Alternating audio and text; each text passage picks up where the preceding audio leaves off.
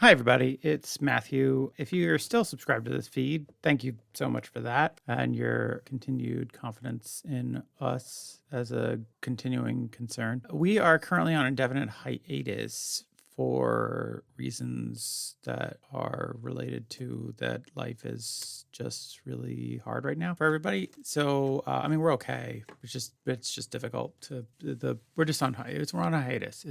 We'd like to continue to do it, but it's just very difficult right now. Anyways, so this will probably be the case at least through the end of the year. But in the meantime, I wanted to put out some of the bonus episodes that we made that were previously behind a Patreon paywall because we have now shut down Patreon and we may never come back. So I might as well put these out so that people can enjoy them because I think that they're really fun. Yeah, and so I hope you enjoy them. And this is again Ain't Mythbehavin.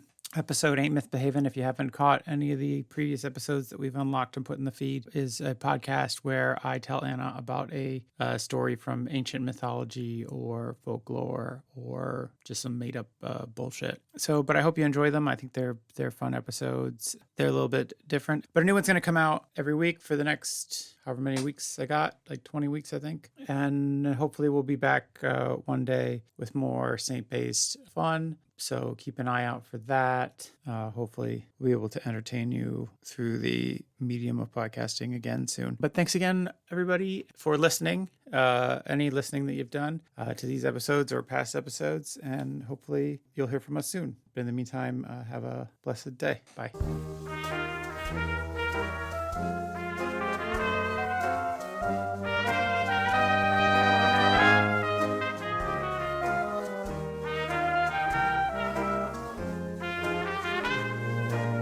Everybody, welcome to Ain't Mythbehavin, the podcast about legends from people who are. I am your host, Matthew Shadorn, and I am joined, as always, by my vestigial tale, Anna Domini. Wow. That's a new one. You know what? I just feel like in the sideshow, you're just... Yeah, there's no purpose for me because I'm not the researcher. So but you still can't call me your friend, yeah, so I get it. It's just, I just don't want to lie to the audience about the nature of our relationship. Which is purely professional in the sense that... And not even really professional because it's not... Now you're making it sound like we're fucking or something. No, I mean, it's not... Just like digging your way into it all. No, I would say it's purely professional except there's no money involved, so I don't even know what the term is for this relationship is. If anything, then that would make it a purely voluntary, but that's the impression you don't want to give because, that's too close to friend. I guess, a voluntary relationship just does sound like a friendship. Yeah. But it's somewhere in between friendship and not. It's more like, I guess a voluntary relationship in the sense that sometimes people take like food to the unhoused, Or it's sounding more like you think of this as like when people make phone calls to the elderly because they're alone. That's also part of it. Yeah, that's it. It's just your family reached out to me and they're like, could you talk to Anna once a week about, it doesn't matter. Just to give Danny a break. Doesn't matter. And also if you could give her a little job to do, she's like one of those working dogs where she doesn't have anything to do. She just becomes destructive. She just starts eating her tail. She'll chew up the furniture and pee on everything. It's a mess. Well, yeah, that's why we're doing this today, so that, this hour gives Danny time to clean up from the last time I peed on everything. I mean, this is just like Danny's golden hour. He's just like, oh, fuck, finally. Ooh, finally rewatched the Snyder Cut. But how have you been this week, this month? I'm okay. I'm quite tired because I'm not usually doing things by 10 in the morning on a Sunday, I have to say. That's all right. Well, you don't have to do a lot. You just have to passively listen and... No, I have to be funny. That's like... I'd rather have done the research, to be honest. So much pressure. Well, because it's like, if you do the research and you're not funny, it's just like, well, it's not my fault. These are the facts. Yeah. Whereas on this side, it's just...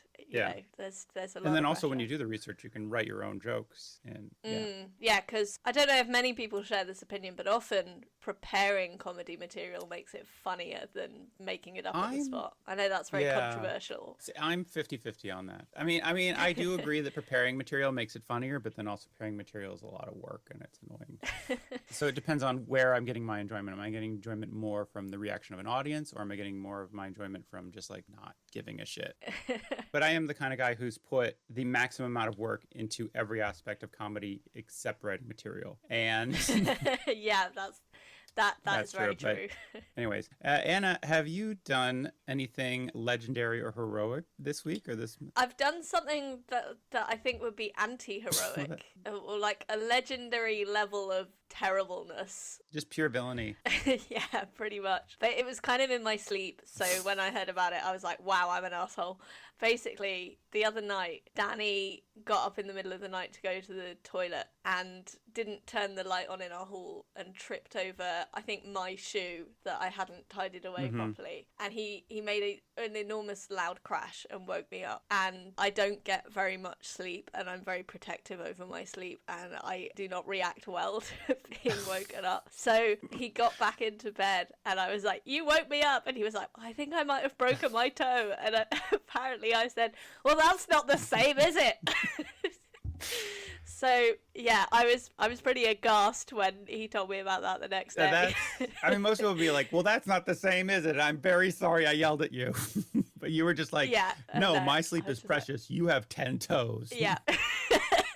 Exactly. You can afford to lose a couple toes. I could not afford to lose even a moment of sleep. That's pretty much it, yeah. But yeah, so in the morning, I was I kind of half remembered, and I was like, oh, how's your foot? And he was just like, well, you said it's not the same when I told you it was almost broken. So yeah, it was a bit frosty in the morning. You are like a capricious deity, like a god, or yeah, I mean, that does feel like in the way that often in these myths, you're like, that was not a proportional response to what happened.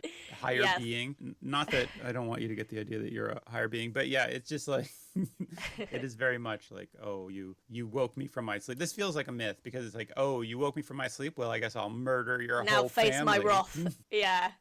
Which I didn't do. I just dismissed his toe injury. But just to be clear, his toe was not broken. We don't think so. I mean, he played hockey yesterday, but apparently it hurt while he was playing hockey. So I think it's just like kind of bruised, maybe. I think the problem with like having a broken toe is the doctor will be like, yeah, there's nothing we can do. It's too bad, huh? They're like, at best they'll like strap one to the next one, and they'll be like, well. Yeah. Well, we've only got gaffer tape, which duct tape in American. So I don't know if that would be medically appropriate. So what's your thing? It might be better. No, I mean, my thing is, the epic thing that I experienced in the past week is that I hung out with like 3 different groups of people, which was kind of like, wow, like so many people. I actually met a new person the other day. I know, right? God. I know. Whoa. I got to hang out with someone. That does not somebody happen. Who hadn't been like, vetted, and felt like I should be like, I need to know everybody you've had contact with in the last 6 months, all your sexual partners, like everything. Like I just, 2 forms of ID. But no, we just hung out with like a stranger, not a stranger, but the spouse of a friend. Friend of a friend, presumably. Spouse of a friend that I had never met. And I actually hung out with Tara and her. I never met Tara's husband. And I've also never met Tara's kids. So they came over and we had a nice little day.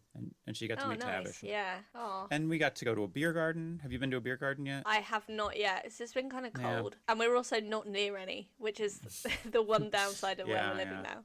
Yeah, but that's all the epic things I did. It's just that's pretty. It felt epic. It felt big. It felt like a real like changing of eras, where it's just like, oh, we're hanging out with people, Anyways, so Anna, today is April.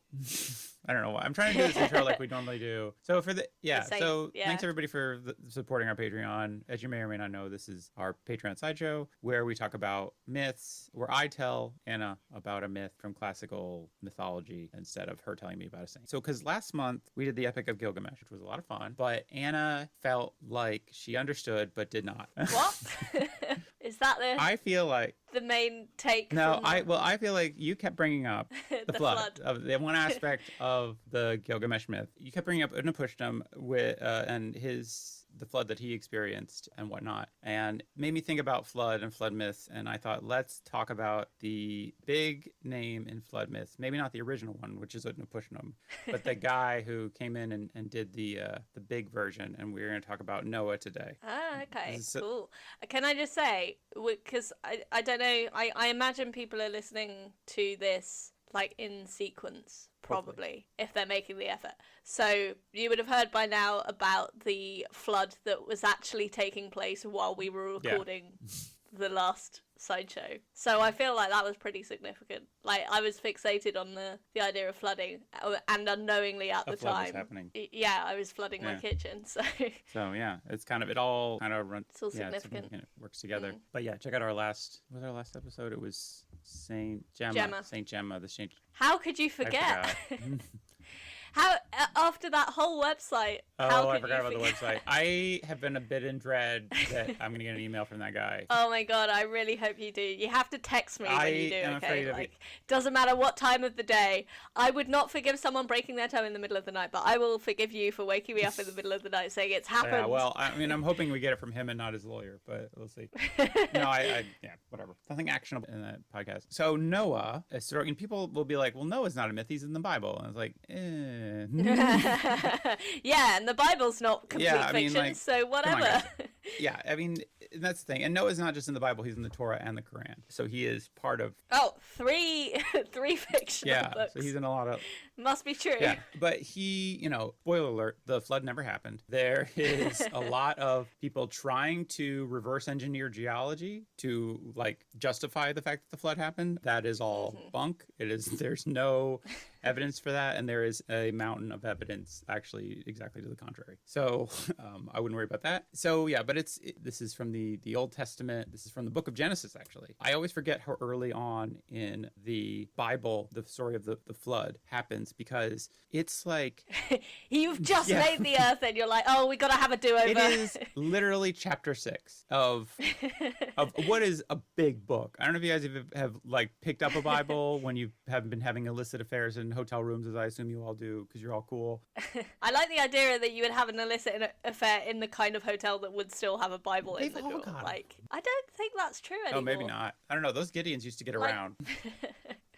So it's chapter 6 of the Bible, which is of the first book of the Bible, which is very long. So it's like 5 chapters after we create the earth, we're like, you know what? This just didn't work out. And that's a bold choice. It's like if 5 chapters into Harry Potter, people were like, you know what? This Harry Potter kid is just like, it's not working out. Let's just shoot him in the head and start over fresh. It'd be...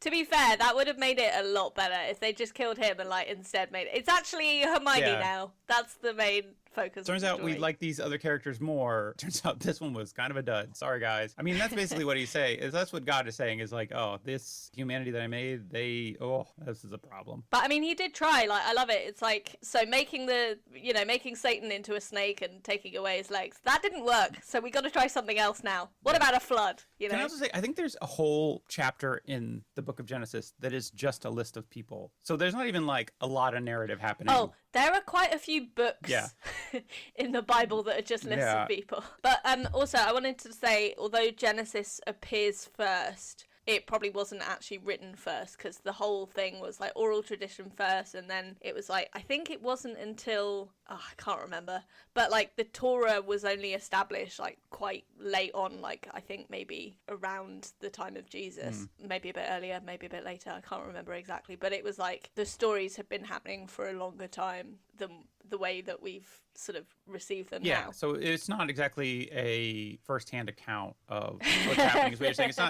It's not like ripped from the headlines. Yeah, like Adam didn't write Genesis. In fact, I think Moses was, supposed to have written the first 5 books. Okay. That makes sense. Which doesn't really make sense, because he doesn't live past the end of Exodus. No, wait, he doesn't die in Exodus. I think he goes back up the mountain, doesn't he? Wait. No, he dies, and then Joshua takes the Israelites into Canaan. Wait, so he dies? No, I thought he returned to God. Oh, maybe that's an expression. That means he died. Oh, Matt, I gotta break it to you. When someone returns to God, that means they died. I'm sorry, is this buddy. Like when they told me my dog went to live on a farm upstate? Yeah, it's exactly like that. I'm sorry, Matt. Moses is dead. You're gonna have to come to terms with it eventually. I was like, he's just living up on the mountain with God and talking to that bush. Oh, man. Sorry, Matt. Your parents lied to you. Anyways, so Noah is the hero of the biblical flood story of the Old Testament in the book of Genesis. So Noah was the 10th of the pre-flood patriarchs. This is also called the antediluvian patriarchs. I love the term antediluvian. I do enjoy that phrase. Antediluvian is great. It's just a great word to throw in when you're saying something's just really old. And I just love it. And I just kind of I think I realized I like most words that are involved with water, I really like. I like deluge is great. I like the word brackish. Fun. All these words are fun. Anyways. Plop. That's a word to do with water. His father was... Hey, you wanted my improv. This is all right. Well, I should wait until you're done with that Commedia dell'arte class, and then you'll come back here. Yes. I should get you to pay for that. Why? Actually, because it'll improve the Patreon. I do not have a job, so unless people have started contributing to this Patreon in a very serious way since the last time I checked, I'm not going to be able to float that. So, float. That's a good fun. Yeah. Float. Good. Yeah. Anyways, his father was Lamech.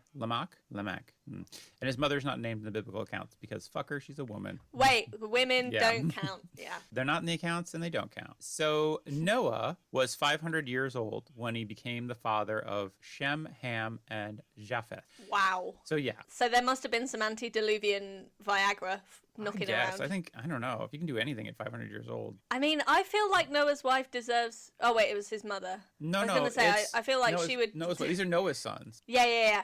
So, but when you said his mother wasn't named, for a minute I thought you were saying his wife wasn't named, and I was going to say she deserves to be named just for having sex with a 500-year-old man, because that sounds like quite the ordeal. Noah's wife is named. She is Zara. Okay. I don't think that she... But people don't know that. She should be as much of a legend, if not more, because sleeping with a 500-year-old man is no mean feat. He must have been pretty rich, am I right? She might have been 500 years old too. I don't know if we really talked about this, but I guess the biological practicalities at this point probably don't really factor in, because it's 440 odd years after your menopause. Yeah. So. I mean, there's that. And so the antediluvian people of Earth, according to the Bible, just lived forever.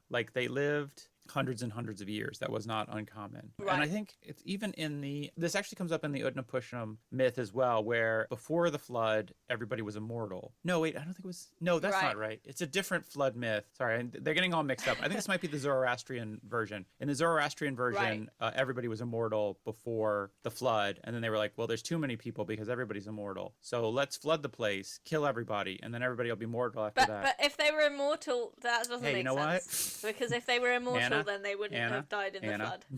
You're not going to get the other side of this. This is not going to work. You're not going to be able to get around this. It's just not. Sorry.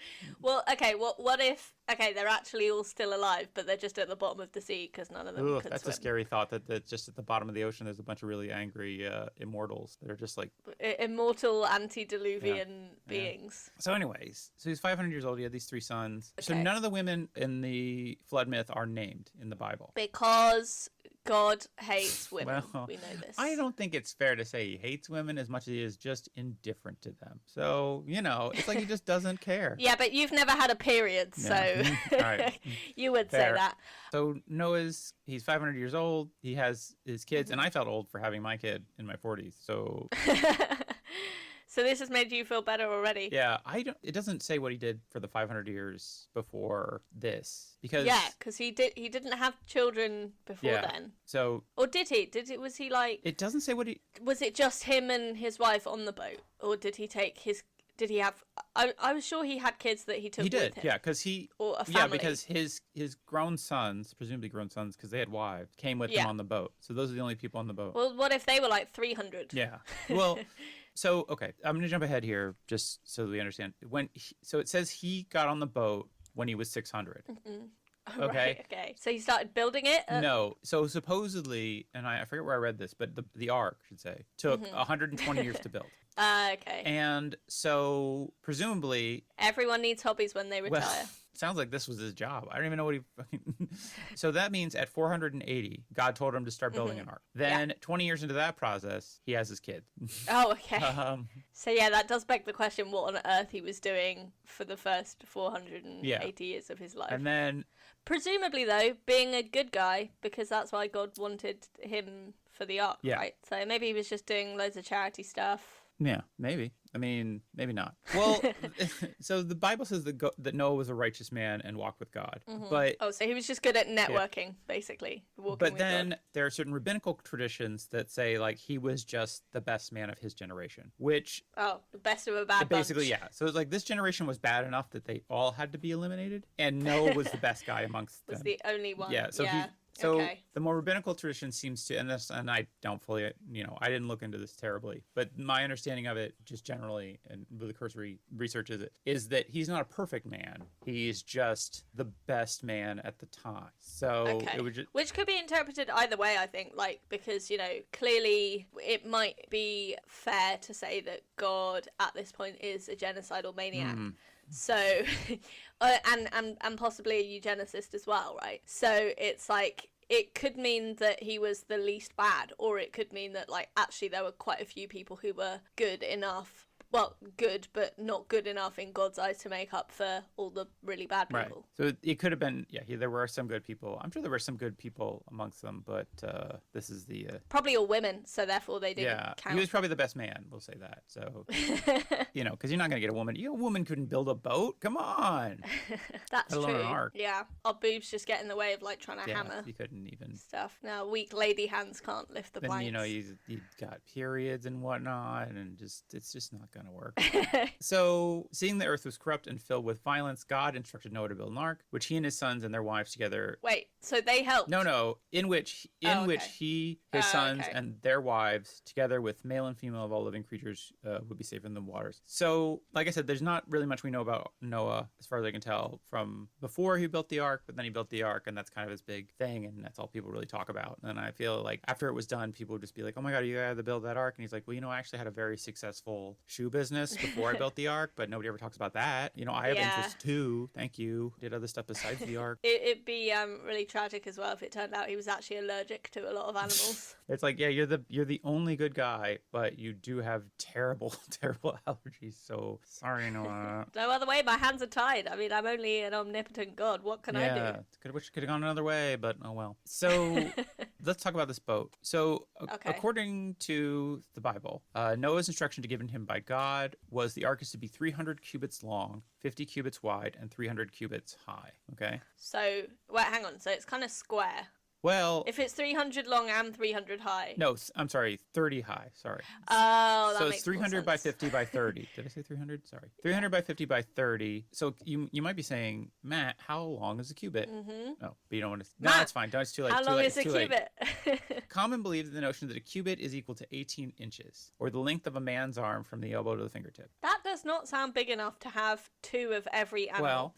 But then also says Scripture prescribes unique measurements for such a sacred or long cubit in the book of Ezekiel. And the dimensions of those cubits are being a cubit and a handbreadth, so 21 to 25 inches. So this results in an ark that is somewhere between 525 and 624 feet long. Basically, it would be roughly the size of an aircraft carrier. So this is a very big boat. Well, it is, but again, like, how many animals are out there? I mean, I guess the thing with this is it doesn't really account for evolution anyway, but, like, if say you've got a dog, are you just going to have one dog, or are you going to have one of each breed of dog? See, that's where you get, like, you're getting caught in the weeds here. You're just like... I don't think God has thought this through, actually. I think you'll find that he's thought through quite a bit of stuff. He thought about the dimensions, right? He's like, I don't know. Maybe God's eyeballing it. But this is what I'm saying. It sounds like he didn't think through the dimensions quite enough, because, if you don't believe in evolution, sorry, I should say, if you deny evolution, because it's not really something you can believe in because it's a fact, then presumably every breed of animal that we have now was on the boat, and therefore it couldn't have been just one dog. It would have had to be all the dogs. Right. But do people who don't believe in evolution believe that you can breed dogs for certain traits? That's an interesting point. Probably yes, and they're probably just doing, like, some mental gymnastics to say, like, oh, that's different. Or, like, I know some say, like, oh yeah, evolution obviously happens because of breeding different animals, but that's kind of it. It's within the limitations of changing things slightly that already exist, rather than adapting slowly over hundreds of thousands of years. And I mean, breeding different dogs is not like those dogs aren't evolving. You're not changing the genetics of the dog so substantially that they're new species. They're all still dog. But yeah, I don't know. Yeah, I guess. It's complicated. But yeah, creative, I don't want to burst anybody's bubble, but intelligent design is bunk. Creationism is fallacy. It's ridiculous. Anyways, it's stupid. They're stupid. It's stupid. Anyways. No way. So is that our official position? Our official position of this podcast is creationism is dumb, intelligent design is dumb, and you should just do... And also there's probably no God. Why are we doing this again? We just do stuff for fun. Again, this is a charity work that I do, so it doesn't really matter what we talk about. It's charity work because it's befriending me, is that? Well, not befriending, volunteering at me. Don't worry, when the court-ordered community service hours are over, we can just quit doing this podcast. So he built this boat the size of an aircraft carrier, which is why it took him 120 years. You're like, why would it take you 120 years to build a boat? Oh, it's like... Because it was handcrafted. That's pretty, it's artisan. There were no machines. You would think that by the time you're done with the front of the boat, the back of the boat has rotted away because it's been 120 years. It's insane. Yeah, that's true. If you look at wood from the Victorian times. Yeah, I guess that's true. It's probably not in the great. Yeah, I guess there are ships, still around from a while ago. But yeah, it doesn't seem like the most efficient way. Like, it's very odd that it's like, okay, I'm going to do a huge flood, but I'm going to give you 120-year head start. Yeah. So, hand build a boat. Well, maybe it was like, hey, I'm going to do a flood. You can knock together a boat in a year. And Noah's like, yeah, sure. And then he's like, great, here are the dimensions. Like, oh, shit. Okay, I got to work on this. He's going to need an extension. He's like, first off, I'm going to need at least 3 kids to help with this. Better to work on that. It's honestly, it does seem like, and also like in terms of genetic diversity, which is also the impossibility of like, even if you had 8 people having children, and honestly, you only have 3 people because Noah and his wife don't have any further children as far as is in the records. So you just have 3 couples, half of each couple is related. Is the same genetics. Like you couldn't create the genetic diversity. So it's like, I guess in a perfect world, God would be like, hey, let's like 100 people work together on this ark and then they all go, whatever. Yeah. Anyways. That would make more sense. Are you saying if that were the case, you might believe it? Maybe. I would say like, maybe, hey, let's put in let's try harder. So the devil is in the detail. And in this case, the details just all fall apart. Yeah, details where the devil tricks you. Yeah. So the boat also had 3 decks, which you think it'd need more decks than that. Yeah, because then you're not very far away from like all the animal shit. But I mean, it's supposedly the 3 decks represent the 3 levels of existence. So like heaven, earth, and the waters below. Right. So what? He kept the fish on the bottom. Wait, fish didn't need to come on the ark. You would think, but then there's presumably. I don't know. But then the other thing is like, so if the ocean's flooded, is all the water salt water? In which case, do all the freshwater fish die? Oh, yeah, that's a good point. Or did they have to come on the boat? Are all the waters fresh? In which case, all the saltwater animals die. So it's like... That's a really good point. Isn't it, though? But anyways. I feel like the number of people who actually believe that the flood is true is quite small. Like, even among crazy evangelicals. You would be surprised, but there are 3 full-size arks on the earth today that groups of people have built. Oh, wow. So... Yeah, well, they got to find some way to spend all that Jesus money, right? You could give it to the poor or replica of fake No. When Jesus said give all your money to the poor, that was a metaphor. Nothing else of what's in the Bible is a metaphor, but that specific instruction is one that we do not have to follow. Yeah. So there's a lot of speculation about what the ark looked like and then how it kind of operated on a logical level, like how you would include all these animals. Yeah. So they were saying, the lowest deck was for wild beasts, the middle deck was for birds and domesticated animals, and the top deck was for humans. Why wouldn't you let the birds be on the top deck so they could fly around? It does feel like you'd want the birds up top. And it does feel like that would be the easiest way to manage the birds, is just like they could just fly around. Yeah. But, again, you want that deck for humans and you don't want bird poop everywhere. I mean, there are people who say like, oh, the bottom deck was just for dung. Right. That makes sense. Actually I saw one that was like the top deck was just for dung, and I was like, that seems like a bad plan. Like that. Yeah, that is terrible logistics. So I feel like instead of a boat, it should have been a train that was 1001 cars long. I think that would have been. God, you and your Snowpiercer. You know what? But it does seem, because obviously Snowpiercer is like Noah's Ark. It kind of is. But they thought it through They better. did think it through better. It does make more sense to have a train 101 cars long. 1,001 cars long. Rather than a boat 3 decks high. Oh my god, I really want to make a trailer for Noah's Ark as if it was Snowpiercer now. And just some wild animals fighting their way up from the bottom deck to the top. Yeah. That snuck on. Yeah, and yeah, Noah is this narcissistic billionaire. Yeah. Well, just a billionaire, I guess. Social commentary. So there's a lot of speculation about what the Ark looked like. There was a 16th century geometer, which is apparently the name for somebody who studies geometry, which I did not know, who calculated the ship's internal dimension. His name is Jonas Buto, and he calculated the ship's Wow. inner dimension. Can you imagine? You're like an academic mathematician, and you dedicate your time and your intellect to doing that. I mean, what a waste. Like, we could have, maybe we would have already terraformed Mars if people didn't waste their fucking time on trying to justify these clearly batshit stories. I mean, I read something that said like the first edition of the Encyclopedia Britannica just presented the story of Noah's Ark as just pure fact. It was never like, and this is like in the 1700s, right? And so this guy is 200 years before that. And it's like, it's just like, I don't know, this is one of the great problems of like, now we face like the great problems of like the origins of the universe and how, things work on a quantum level and the mysteries of the human mind. And here they're just like, what about this big boat, right? How does this boat work? Because I've been in boats, but like, this seems like a big boat, Yeah, I think it's one of those examples of like how much we've been held back by superstition. Because I often think like how much more knowledgeable could I be about stuff if like half my childhood wasn't spent like learning things like prayers and hymns and shit that just like I still know the Lord's Prayer off by heart. Right. I still know a lot of hymns because they're designed to be earwormy and stuff. And it's like, imagine if my brain didn't have to deal with that. What else could I have been learning instead? Yeah, but I feel like also you can't just blame organized religion for that, because I imagine an equal amount of space is taken up by like Spice Girls lyrics in your brain.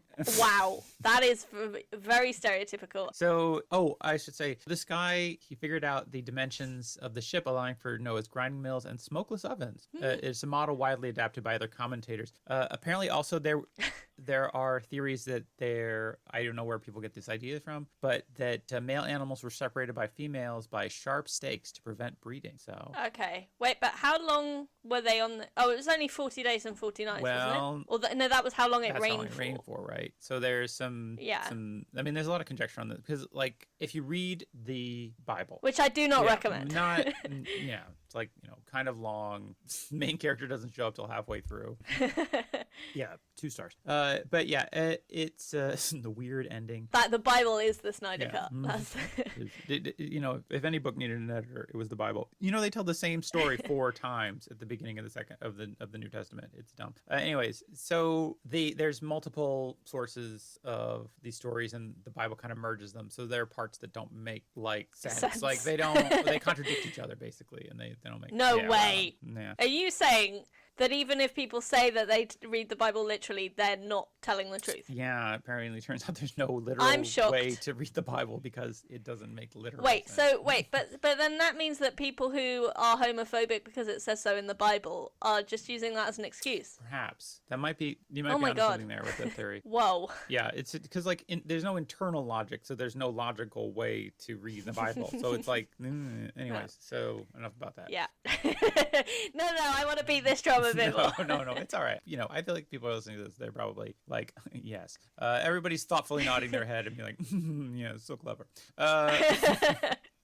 So, Talmudic traditions relate that while Noah was building his ark, he attempted to warn his neighbors of the coming deluge, great word, but was ignored and mocked. God placed lions and other ferocious beasts to protect Noah and his family from the wicked who tried to keep them from the ark. I like that, because it's like he's got to get them onto the boat. So first, he's going to put them in a ring around him while he's building it as his security. Which also, old lions, right? 120-year-old lions? Or I guess it was just generations of lions. Yeah, you wouldn't even need to keep them away from each other to breed, because again, they would, be too old. That's a really interesting question as well. Like, were antediluvian animals also living hundreds of years. I think so. Well, I don't know. According to the Zoroastrian religion, Were they also they were immortal? also immortal, yeah. So it was just like the earth was getting crowded with immortal creatures, which it seems like if... Oh, that makes more sense. Like, rather than, oh, humans are bad, we need to get rid of them. It's like, well, everyone's immortal, so we're running out of space. Oh, I should also say that in the Utnapishtim myth, the Babylonian myth, the gods get together and they say, hey, let's destroy Earth. And people are like, but it's not really clear. And the best, it's either that the gods are capricious and they're just like, yeah, fuck them, or that humans are loud. Like Tories, and they just want to see the people beneath them killing each other for sport. It's like, what's the point of being a god if you can't crush lesser beings, right? Yeah. What's the point of being in power if you can't just wield it without any recourse and without any consequences and do what you want? Yeah. But then the alternate theory is that humans are just loud, which, fair. Humans are loud. It's like they were disturbed by how loud humans were, and they were just like... But what? They're up in the sky. Like, what? Like, that's nuts. Like, because they hadn't even invented, like, sound systems yet, or... You know, not even the steam train. What were they doing that was so loud? Apparently, yeah. Fucking? Maybe. I imagine they had horns and drums and all kinds of instruments and stuff. Okay, yeah. But, you know, it's not just like general wickedness. It's not like a moral judgment. It's just kind of just like so annoying. I could forgive you being wicked, but do you have to be so bloody annoying? You know, I think what it is, now that I have a child, is that they were like, so many babies crying. This needs to stop. Right. So, oh no, we're back on Matthew resents fatherhood. I don't resent fatherhood. I'm just saying babies are loud. That is just a fact of nature. And it's fine if you're... And you'll say you totally relate to the gods that want to wipe out humanity. Here's the thing is... because of babies being loud. I'm fine with my son being loud. I mean, I know that he's in distress and I want to help him. It's other people's babies. Yeah, it's other people's baby, right? If I'm in a restaurant and somebody else's baby's crying, I'm like, man, fuck that baby. You know, but if my own son is crying, then I'm very concerned with him and I'm trying to settle him and deal with him. And, you know... I'm not sure this redeems you, but go on. I'm just saying, like, so the gods are like, they're in a restaurant. The next table over has a very upset baby. And they're like, you know what? I'm just going to burn this fucking restaurant down. Or I guess I'm going to flood this restaurant. I'm going to go in the bathroom and turn on all the taps and everyone else be damned, you know? So according to some, again, Talmudic sources, it was God or the angels who gathered the animals and their food to the ark, which at that point it's like, why not just build the ark, God? Thanks for nothing. Also, hang on. They had animal food. Right. For a lot of the animals, wasn't that just other animals? Well, that's the thing is like, why would you keep some of the domesticated animals from breeding when you could use those to feed the lions? Yeah. Again, none of this makes sense. As there had been no need to distinguish between clean and unclean animals before this time, the clean animals made themselves known by kneeling before Noah as they entered the ark. A differing opinion, Okay. A differing opinion is that the ark itself distinguished clean from unclean, admitting 7 pairs each of the former and 1 pair of the latter. So this is another thing. Oh, so it wasn't just 2 by 2. It was 7 by 2. Yeah, so clean animals, which I think is animals that we eat. I actually didn't look up what the definition of a clean animal. I think it's domesticated animals, is basically what it's saying. 7 pairs of each would be brought in. And then if you're an unclean animal, just 1 pair. So there was more genetic diversity among the animals than among the humans. Yeah. Because there was only 3 pairs of breeding And really humans. There's only, and like there were like 3 half pairs because that half the genetic material in each of those because of the brothers. Right. So it does feel like they're like, wait, so the clean animals, you understood that 7 was really good. Yeah. But with the humans, you didn't. Got it. Okay, cool.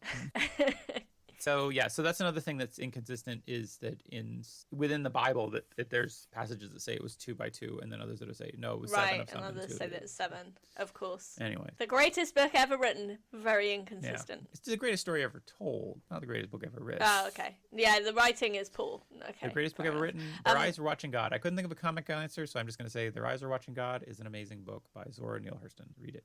Anyways, we have all the animals collected. So Noah enters the ark in his 600th year on the 17th day of the 2nd month of that year. So February 17th. We should have done this in February if I'd have known. Nice. So. Okay, the anniversary. I mean, it actually pre-Gregorian calendar. Oh. Would that have meant it was actually April or I can't because September is the 9th month, but it was called So the 2nd month. So I can't remember if January and February were added at the beginning or if November and... Yeah, because December is the 10th, sounds like 10. yeah. So yeah, I think January and February were the ones that were added on. Okay. So at this point, it would have been April? Well, then we did this right. So we did that on purpose. We did this, it was April 17th, which Yes. actually yesterday. Yeah, yesterday. So that was kind of a fun coincidence. So on the 17th of the second month that year, the fountains of the great deep burst apart and floodgates of heaven broke open. And rain fell for 40 days and 40 nights until the highest mountains were covered to a depth of 15 cubits. And all earth-based life perished except for Noah and those with him in the ark. 15 Cubits deep. cubits. So that's what, like 30, 15, 20 feet? How much is a cubit again? About 18 inches, 18 to 25 inches. So it's either somewhere between 30 and 40 feet back in the envelope. That's It's pretty deep. And the mountains were covered. All the mountains were that covered. much as well. So it says that the highest mountains were covered to a depth of 15 cubits, so 30 to 40 feet. Okay, so that is quite a big flood. So here's the other thing, is that there's not that much water on Earth to flood all of the land masses of the Earth. Yeah. Sorry, any fans of the Kevin Costner film Waterworld, that is also an impossibility. I'm sorry to break a lot of hearts this episode, but yeah, so... I mean, it's a good thing that we have so few listeners at this point, because it means you're upsetting fewer people. But... potentially a lot more people in the future, hopefully. Yes, sorry. I'll keep the faith. At the time when Waterworld was supposed to be happening, will be anyway. So yeah, even if all the ice on Earth were to melt, the sea level would only rise 230 feet. That is not an excuse to not do something about global warming. I was about to I feel like this entire nation's under 230 feet. So in Jewish folklore, the kind of water that was pouring forth... Sorry, folklore. Yeah. It sounded like you were saying folklore. Jewish folklore is, Jewish... Well, that's just the dietary customs, cuisine, right? It's like matzo ball soup and that kind of things. So, bagels and lox. So the kind of water that was pouring forth on the earth for 40 days was not common rainfall. Rather, God... Acid rain! Basically. God bade each drop pass through... Gethsemane? Genna. No. Probably not. No, that's not right. Genna. That just seems unnecessary as well. Yeah. It's enough water to fuck things up. You don't need an extra ingredient in there. But it would pass through Genna, which is a valley in Jerusalem. In the Hebrew Bible, Genna was initially where the kings of Judah sacrificed their children by fire. Casual. Yeah. So anyways, so it passed through Genna and fell to earth, which a hot rain scalded the skin of sinners. So it's not enough that these people die drowning. They also have to burn a bit first. Wow. Yeah. It's a little... That seems a proportional response from the creator of all things. Yeah. There's some things to talk about how, like, the flood isn't just the destruction of the earth. It is the almost literal uncreation of the earth. It's like taking the creation myth and reversing it, basically. So it is just like a complete and absolute destruction of all that is. Which, again, he could have just foreseen it and done it right the first time. One would imagine, but I don't know. Yeah, it raises a lot more questions than it answers, honestly. The punishment that overtook them was befitting their crime, as their sensual desires had made them hot and inflamed to the immoral excesses. So they were chastised by means of heated water. So that's nice. There you go. I like that God tries to justify his immoral actions with like a pretentious metaphor. Yeah. That's great. So yeah, so it's returning it to this pre-creation state of watery chaos by flooding the earth because of humanity's misdeeds, and then remaking it in the microcosm of Noah's Ark. But a very dysfunctional microcosm. Yeah, who knows how that's going to work. Okay, so it rained for 40 days and 40 nights, but so there is conflicting narratives that the land was flooded for 40 days, I guess, or it was flooded for 150 days, which contradicts itself within the same chapter a few verses later in the book of Genesis. No way. Yeah. So 150 days is, I think, the kind of thing is so, Noah was on the ark for 150 days after the rain subsided. The 40 days. So it's like 190 days, I think is the total. So was he presumably they were on the boat when the rain started, or after the first day of rain when it was like a few feet? Or... I think, yeah. So hang on, so this ark as well, it would have had to not only be watertight, but also resistant to the fire rain. That's true, I suppose. Also, water is coming up from the ground. So I guess he would have wanted to be in the boat first. So you'd be in the boat. So you'd get in the boat. I think the idea is he shuts the door on the boat, and then everything starts pouring and whatnot. And water keeps and then great geysers of water. Actually, in the movie Noah, which I meant to watch before this, but then we had to move this episode up forward. Yeah, sorry. They do have great geysers of water emerging from the ground. So apparently, there's also rock monsters in there that protect the boat. So I'm excited to watch it. Instead of Varnish. Yeah. Well, no, I mean, like, from people trying to get on the boat. Oh, cool. Yeah. So, on the 27th day of the second month of Noah's 601st year, the earth was dry. So, there's also some conjecture of like, so the story that I think most people know is that after a while, Noah sent out a dove, and the dove returned with an olive branch, indicating that there was land again. So which is another area that doesn't make sense, because surely you've destroyed everything. Yeah. You send out a dove to find an olive branch. The whole tree would have had to grow back. Right. So that's so there's actually been a fair amount of research done to disprove this. So actually, I meant to bring this up earlier. There was a group of grad students at a university somewhere in the UK, I forget which one, that actually calculated if a boat of those dimensions could float, and they figured out it could. Yeah. And you could fit 70,000 animals onto it. Okay. And so they said, and it could float, but it would like basically float up to the level of the deck. So if you got hit with even the slightest wave, you would just swamp the thing. Wow. Yeah. So it's theoretically possible to have a boat this big that floats. It is theoretically possible to fit X number of animals onto it. 70,000 animals. So people did some research, and they figured out that if you submerge an olive tree in water, it will die within, I think, 30 days. So if it's submerged for however many months, 150 days, it will just die. And also they said, and then grass will also die within even a shorter period of, like within a matter of weeks. If you submerge grass, it'll die. So then when you release all of these animals, all the herbivores have nothing to eat. Yeah. And then subsequently, all of the predators have just herbivores to eat. So it really just seems like, anyways. But I guess they're being controlled by God in the same way that God told them to come to the boat. So you just have to say that. So presumably he brought a dead olive branch back, because everything's just covered in water and mud. But then what does that prove? I don't know. That there's still land. I mean, also, like, maybe the bird just picked it up out of the water. Like, it could have just been floating on the water. Hey, this olive branch is wet. It was raining on the way over again, but definitely from land. Oh, it's like the dove's like, oh, actually, I thought this was a neat shaped piece of wood, and I just picked it up. I don't know. Didn't prove anything. So there's, in the fuller story, apparently he sends out a number of birds at different times. Not to their deaths. It does sound like I'm just like... Are you sure? It does sound like, okay, that one's gone. We'll send another one. Well, and in the Utnam Pushnam story, he sends out a bird and it comes back, and he sends out a different kind of bird and it comes back, and then he sends out a raven, and the raven doesn't come back, and so he's like, oh, it must be dry land out there. And I was like, that's a spurious... Right. Like, that is bad logic. It's like, or the raven just died. Like, the raven got too far from the boat and couldn't get back. Like, that's also very valid. Also, if you've got animals paired up specifically so that they can carry on breeding, and then you send one out on its own and it doesn't come back, that all your effort taking pairs has been wasted. Yeah. So anyways, and there, I think within Genesis, it says he released both a raven and a dove. So it's, it doesn't, anyways, again, it's contradictory. So anyways, so the rain stopped, the waters receded, basically. Okay. So after 150 days, quote, God remembered Noah and the waters subsided. Oh shit! There's a guy on a boat. I left him there. Like God's off doing other stuff, and he's like, oh fuck, is that guy still in that boat? Oh my god, oh my god, oh my god, oh my god, oh my god. This is so embarrassing. Also, another thing, we were talking about what the animals ate. What did the humans eat? Well, actually, I don't know, because there's a bit later that says... Oh, maybe that's why they had 7 pairs of domesticated ones, so they could keep a few of them for food. Maybe, or like breeding for food. I think they just had, like, a bunch of canned goods. Do you think, like, because the idea of having a deck for dung as well, surely in terms of keeping the weight of the boat a bit more manageable, they should have thrown the dung out. Well, that's part of keeping the dung on the top deck, is that then you could then just toss it overboard. Easily scrape it off. Yeah, okay. But I don't know.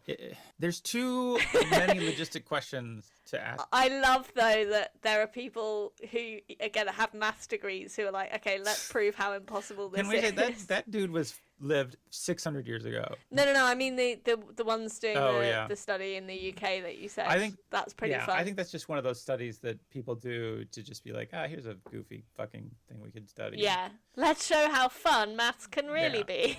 So you sent the dove and the raven, and then God remembered Noah. Yeah. Which is I think the funniest statement, just because it does feel like he just totally slipped his mind that he had flooded an entire planet and murdered everybody. He was having so much fun doing all the murder that he was like, oh, I forgot. So he's on the other side of the planet, just like looking at people holding onto pieces of wood and just flicking them off with his giant god hand. He just I don't know. I mean, honestly, reading this story is like he could have been on the other side of the earth burning ants with a magnifying glass, because it just seems like he's a real sadistic dick. Anyway. Yeah. Also, if he could mind control the animals to get on the boat and then off again, why, instead of flooding the whole thing, he could have just flooded up to a certain point and then mind controlled the animals to go and live at the top of the mountains, and then flooded to like halfway up there. Like, it seems like he really went the extra mile in terms of the destruction. And yeah, as you say, sadistic. Yeah. I mean, you're trying to understand the logic of an all-knowing, all-seeing God. Yeah, that's my bad. I think your perception is too blinkered. You know, you can only see a little. You're looking through a keyhole, Anna, and he's seeing the whole picture. That's true. He knows like this is how you do it. So he knows that there is a real reason why he had to burn people's flesh. And that's something we'll never fathom, but it's totally This legit. is not some story made up by, people starving in a desert who were just trying to entertain each other, who got way out of control. Sunstroke. Yeah. So the ark... I wonder if in 2,000-3,000 years' time, Harry Potter is going to be the religion. People will have found the books and treat it like the Bible. And it's just a story that got out of hand. Yeah. Especially because Harry Potter kind of is a rip-off of Jesus anyway. Yeah. So when I was a nanny for an academic, she was writing a book about Harry Potter and the literary influences on Rowling and stuff. Harry Potter and the literary influences. That's the worst book. That was not the title. The title was actually Hogwarts Library, which was quite fun, I thought. But she watched a lot of interviews and stuff, and apparently in an interview they asked J.K. Rowling, so you're a devout Christian, but you never talked about this before all the books came out. And then out of nowhere, she was just like, all women have a vagina and all men have a penis. And they were like, that is not what we asked you about. Because Jesus said so. No, they were like, what? So why didn't you ever talk about your faith before the last book came out? And she was like, well, because I didn't want to give away the ending. So she was literally admitting that, the resurrection story in Harry Potter was just, lifted totally. I don't know. I mean, it does start out with somebody trying to kill a baby, which is Jesus. Yeah, Herod. It also starts with somebody failing to kill a baby, which, as somebody who's trying to keep a baby alive for a couple of weeks now, feels like it'd be very easy to do. It's quite far-fetched. Yeah. I'm just saying, I am actively trying as hard as I can to keep this baby alive, and it is work. Hard work. Yeah. Anyways, so the water subsided until the ark rested on the mountains of Ararat. Remember that phrase for later. What, the mountains of Ararat? The mountains of Ararat. On the 27th day of the second month of Noah's 601st year, the earth was dry. So a year later, the earth was dry. Wait, so a year later? The earth was totally dry. Noah built an altar and made a sacrifice, and God made a covenant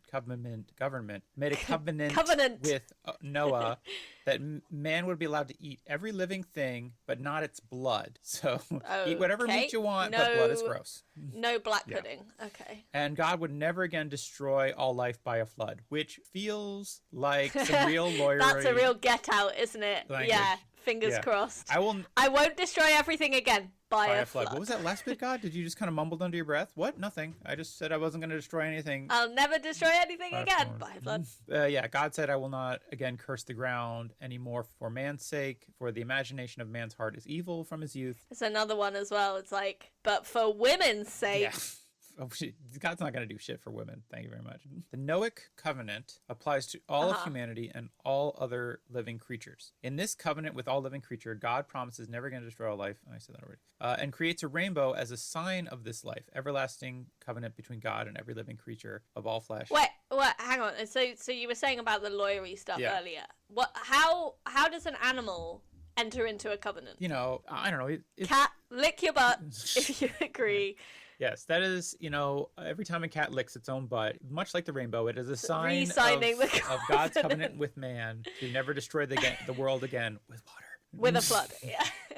What was that you whispered really fast on your breath? So Noah was also given the 7 laws of Noah, which are set imperatives which, according to the Talmud, are given by God as a binding set of universal moral laws for the sons of Noah, that is to say, all of humanity. Yeah, everybody. Yeah. According to Jewish law, non-Jews or Gentiles like ourselves are not a me. Yeah, me. I guess me. Yeah. Sorry. I don't know. I don't know where I count and where I don't. Yeah. Well, here's the great thing. So it says, according to Jewish law, non-Jews are not obligated to convert to Judaism. So, so they're Wait, but hang on. But everyone was Noah's sons. Mm-hmm. So everyone was Jewish. Where did these Gentiles come from? Well, they came from Christ. Yeah, I mean, like, that's the thing. It's like they stopped being Jews when they started following Christianity or any other. No, but obviously there were Gentiles before then. Yeah, I guess so. I don't know. It's complicated. Where did they come from? It's I don't know. I think they're talking about this less as an ethnic distinction, like ethnically Jewish, as opposed to like actual followers of this faith. Right, but if everyone came from 6 people, Noah's sons, right, they would have all been raised Jewish anyway, right? Well, yeah, but then their ancestors kind of go off on different. We'll get into that. We'll get into what happens to the kids in a minute. Sorry. So yeah, it kind of. Oh my God, there's more. So non-Jews are not obligated to convert to Judaism, but they are required to observe the 7 laws of Noah to be assured a place in the world to come, the final reward for the righteous. So nice. So you don't have to be a Jew, but you have to do everything that a Jew does. You just have to follow 7 laws. Okay, so not all the other ones. I mean, it's basically like, hey, if you're cool, we'll let you into heaven. Whereas Christians are like, if you do not get baptized, you are shit out of luck. It doesn't matter how nice you are. You go to purgatory at best. Fuck you. Yeah. Okay. You weren't in the club, so you don't get to go. And the non-Jews that choose to follow the 7 laws of Noah are required as righteous Gentiles. So the 7 Noahide laws are traditionally enumerated as 1, not to worship idols. So you can be a non-Jew, but you can't have any other religion. I guess so, yeah. So as long as you don't have, yeah, I guess that's true. Or if you just don't have an idol-worshipping religion. I don't know. But isn't an idol just a false god? Perhaps. So it's not like an actual physical idol. It's like any god that isn't Yahweh. Oh, okay. So it says like you don't have to convert to Judaism, but you still need to be a Jew. Is what they're... Well, you don't have to convert to Judaism, but you can't have any other religion. Right. Okay. So by the sounds of it, apart from Buddhism, I guess. So that's us, right? Because we don't have any religion. Yeah, we're righteous Gentiles. So we're good. Sure. So we're good on number 1. Not to curse God. That's Oh, I do that quite a lot, to be fair. I feel like this means not. See, it's not saying not to take God's name in vain, which is what one of the 10 Commandments says. See, this is just saying not to curse God. So if we're just like not upset with God. I mean, we have called him I called him a genocidal maniac earlier. I've definitely been rude about him. But I feel like that's not slanderous because it does feel... It's all true. I don't know. Maybe maniac is slanderous. Okay, so maybe we're a bit iffy on number 2. But I feel like number 3 we've got down pat. Number 3 is not to commit murder. So, okay. Cool. We've never done any really good put downs of each other, so we haven't committed murder yet. Well, yeah. And we've also never taken a human life. At least I haven't. So I don't know about you. But what are you accusing me of? Anything. Yeah, I've never done that either. Number 4 is not to commit adultery, bestiality, or sexual immorality. What does sexual immorality cover? Because, me and Danny aren't married. Right. And it will come as a shock. I don't know what immorality means in terms of if it's like certain positions are immoral. If it's like you can't do doggy style because then that's bestiality. Yeah, that's basically bestiality. I mean, doggy style is a gateway to bestiality. It's right there in the name. But yeah, I mean, it's like, is mouth stuff immoral? Is butt stuff immoral? Like, I mean, there's a lot. I would kind of need to see numerous. I've never committed adultery, and I've never committed bestiality. But I've done some things which probably would be counted as sexual immorality. It might make a few rabbis blush, is all I'm saying. So, not to steal. Okay. Well, what are we counting as stealing? Like watching streaming films on illegitimate websites that you haven't paid for? Well, I don't know if you saw those. Does that count? Not to pirate PSAs in front of DVDs. You wouldn't steal a car, yeah. Would you? Yeah, but you would steal an hour and a half of entertainment. Right. It's a generational thing, right? Such a stupid argument. I think generationally, most people, I don't know, whatever, man. They say that like people never snuck into movie theaters, But also, you wouldn't colonize a country that wasn't yours. Do you know what I mean? It's like everyone does crime. Yeah. Crime is a social construct. Life is crime. I think we've been over this. Anyways, so I used to be a really good shoplifter until I got caught. So I guess I wasn't that good. So I did do a bit of stealing, but I don't steal anymore. So it's like, it doesn't, I don't know. I guess it's like. Yeah, but how many strikes do you get on this rule break? See, that's the thing, right? Is it a thing where it's like, it's looking at you now or it's looking at your past? Yeah. So if I'm not stealing now, do I get to go to heaven? Or. Any moment I'm not stealing counts. As long as you don't die while you're stealing, maybe. Okay. Number 6 is not to eat flesh torn from a living animal, which Okay, I think I can manage that one. I think, I'm choosing to read that as not to Who would do eat. that? Oh my god. I mean, I'm not even a vegetarian, and that idea is horrifying. Yeah, you wouldn't eat just like a living, like just go up and sink your teeth into a cow, like just. You wouldn't eat a raw live cow, so don't steal a movie. You wouldn't eat a car.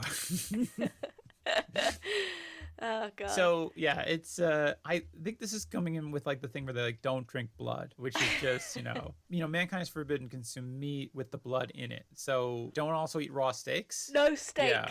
Well, I mean, even cooked steak. Yeah. If it's not super well done, there's still a bit of blood. That's what makes it nice. Yeah. Well, that's what makes it sinful. That's what you mean. Which sin tastes the best, as we all know. I suppose so. The forbidden fruit. And the most forbidden fruit is to just run down a gazelle and then just bite into it. Maybe it's connected to the bestiality thing. Like, you can't fuck animals, you can't impersonate their dietary habits. Yeah. Just try to be like a human being. I mean, basically, it's also like, hey, don't be a dick. Be an asshole. Or like a weird creep. The 7th one is probably going to be the hardest one for us to follow. Even more so than don't commit murder. Okay. And it is to establish courts of justice. Oh. Yeah. What? So. Okay. But if everyone establishes a court, then there's it sounds like there's going to be more courts than you actually need. That's the problem with everybody having their own court of justice, is then at some point the idea of justice becomes so individualized that it becomes meaningless, right? Yes. So it does seem like you kind of need some kind of universal central court. sense of justice or arbiter of justice or morality. Not too much. I mean, I guess actually that sounds terrible to have a central arbiter of morality, because then people in power can justify anything, which will come up later. And but I do at the same time do not feel like I'm going to be establishing any kind of legal framework for myself or others. Yeah. And I don't foresee that as something, I mean, maybe if society crumbles and somehow I don't know how far society would have to crumble that somehow I'm on top. The one establishing the laws. That I'm suddenly the lawgiver. It's basically, these are the 7 laws. It's a weird one. If you're going to set an impossible task, that's a weird one to choose as well.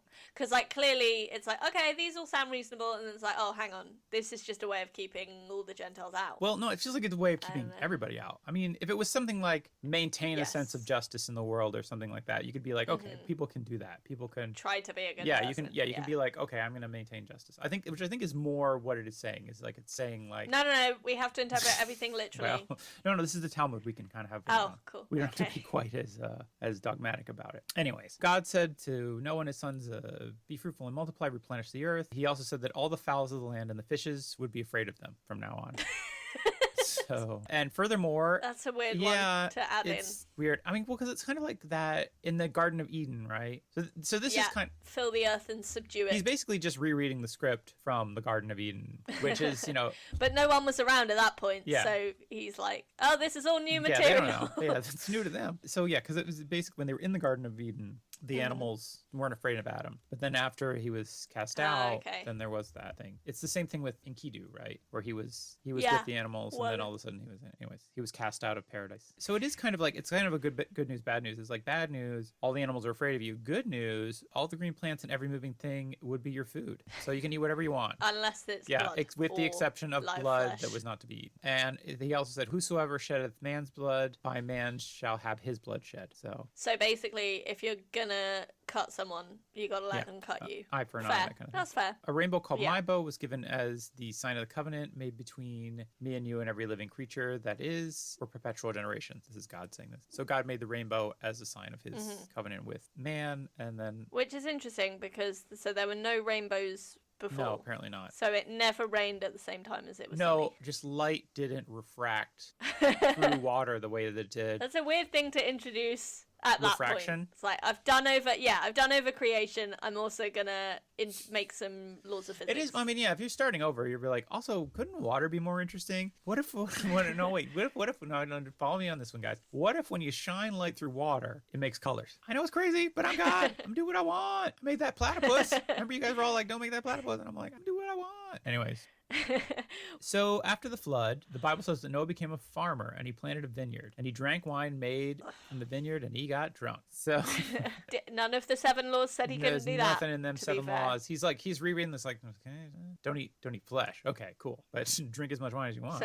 So fermented grapes, all good. Nothing wrong with that. Ain't no rule against that. So, it's famously Noah got drunk. So as early as the classical era, commenters on this portion of Genesis have excused Noah's excessive drinking. They're basically enablers because he went through a lot. He went through a lot. That's not even the excuse. It's amazing. No, this is even better. Like, I would excuse it be like, oh, he just saw millions of people die, some of whom were his friends, presumably. Also, his sons had wives, and presumably they had families who are also Their families died, He has just seen, not only that, but he's seen a lot of dead animals. I guess, actually, I hadn't thought about this, but when you need to feed animals, right? Mm-hmm. Presumably, after everything's flooded, there are a shit ton of corpses of humans and animals just floating on the surface of the water. Oh, God, so you can just kind of get a long pole with a hook on the end, and fish out unlimited meat. I think, if you just get a net and a pole with a big hook on it, the ocean is your smorgasbord at that point, because everything's dead and just floating on the surface. Rotting sea meat. I hadn't thought about this, but like the smell must have been terrible. Welcome to my brave new world. It's so stinky. So bad. Also, when the floodwaters receded, that must have just like everything's covered in mud, so everything must have been kind of gross. Yeah, but hey, I made a rainbow. Yeah, but everything else looks really bad. Hey, great rainbow, God. God, can I just say, refraction, just Ace's idea. Love it. Could you do something about the mountains of corpses that litter literally every inch of the earth now that the floodwaters have receded? Is there anything we can do about that? You'll figure it out. Don't worry about it. It's like, you know what? I have figured it out, and it is that I am going to drink until I forget that I exist. Well, that's allowed. Sindles, go for God's it. like, wait a minute, let me check the rule book. There's no rule that says you can't. So could he have used some of the corpses as like compost to help the grapes grow? That's what he did. Yeah. Rotten corpse wine. I mean, I've heard a lot of things. People talk about like hints and notes of things that in wine, but never like hints and notes of people. There are notes here of burning flesh. Oh, does this taste a bit of sinner? Oh, nice. And top notes of peach, just to cover it up. So, as early as the classical era, commenters have excused Noah's excessive drinking because he was considered to be the first wine drinker. So he was the first person, hold on a second, he was the first person to discover the effects of wine, and he discovered it every day. I mean, that's the thing is like, so he discovers wine, right? Presumably after this. So it's like, he is like, I need to deal with what just happened. There's no such thing as therapy because, number one, anyone who might have been a therapist is now dead. All the therapists are dead, yeah. And also that doesn't exist as a science. And so he's just like, I'm just going to have to create something to blot out this image from my brain. Like he was like, it is kind of like necessity is the mother of invention, kind of at its purest form. It's just like this like worldwide trauma is the mother of wine. Yeah, exactly. It's like I have had so much trauma now. I need to fucking figure out a way to destroy my brain. Forget. Okay. So they are saying that Noah's behavior is defensible. As the first human to taste wine, he would not know its effect through ignorance and. I mean, he would after like a day. Yeah, well, to be fair. I mean, it's like you try it the first time, and you're like, oh, okay, and you're like, wait, maybe this was an isolated incident. Let me just keep. I mean, because anybody knows the mark of good science is repeatable results are the key to good scientific progress, and the Bible is nothing if not good scientific progress. Scientific. True. So John Chrysostom, the Archduke of Constantinople, said through ignorance and inexperience of the proper amount of drink, he fell into a drunken stupor. So he just didn't know, right? Okay, that is an excuse for the first like maybe week. But after that, I think he knew what he was doing. Let's just say maybe no. But if he discovered wine, it's pretty impressive that he could keep growing grapes whilst drunk, to be fair. Credit where it's due. I could not organize a vineyard. I guess this is before they had invented the phrase, don't get high on your own supply. So Noah didn't know. Maybe Noah originated that phrase. By the time he's actually ready to die, presumably of liver disease, he'd be like, in my many years of having lived through the flood and everything that came after it, my one piece of advice, don't get high in your own supply. That's Noah's 8th law. It's like, my final law to you, yea, do not get high upon thine own supply. Also, there's a Hellenistic Jewish philosopher named Philo who excused Noah by noting that one can drink in two different manners. One, to drink wine in excess, a peculiar sin to the vicious evil man, or two, to partake of wine as a wise man, Noah being the latter. So, so basically, you can drink as much as you like as long as you're a wine snob. Yeah, I mean, or I feel like this is basically like Philo is saying, like, look, I can hold my liquor, all right? That's fine. Like, I can drink. It's fine. It doesn't affect me like it affects, you know. No, it's one of those classic things where it's like things that are classy if rich people do them, but trashy if poor people I mean, this is the thing with like prohibition where like, you know, they outlawed alcohol and basically it's just like, well, if you're poor, you can't get alcohol. But if you're rich, made it expensive, yeah. You never stop having access to alcohol. But it's just like, oh no, when the poor do it, they get drunk on gin and then cut each other up or whatever. I don't know. Yeah. Ugh. Anyways, the Jewish tradition and rabbinic literature of Noah, rabbis blame Satan for the intoxicating properties of wine. So there you go. Oh, okay. So I don't know how that... Why didn't... In this flood where he supposedly wiped out all the evil... Right. The evil Could people... God not have... Yeah, but if Satan's still around, you know... It does seem like if... Then it's like you're set up to fail, really. It does feel like if Satan is a real thorn in God's side and God is omnipotent, it's like, why doesn't he just stop Satan? Oh, because it's much more fun to wipe out innocent people who've been tempted by Satan. We're just looking at this through a keyhole, okay? We cannot see the big picture. Anyway, it does start to feel like God's powers are way over exaggerated.